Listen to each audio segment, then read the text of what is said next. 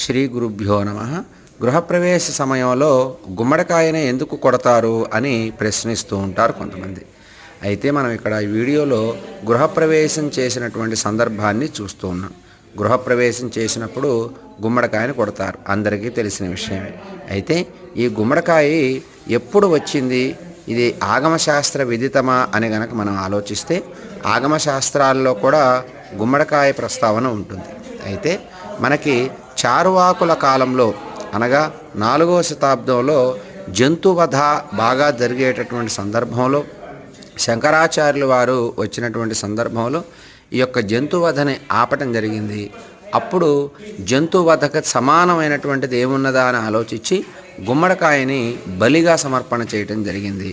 ఆ కాలం నుండి గుమ్మడికాయ ప్రస్తావన ప్రతి పూజలోనూ కూడా ప్రాచుర్యాన్ని సంతరించుకుంది అని మనం గమనించాలి.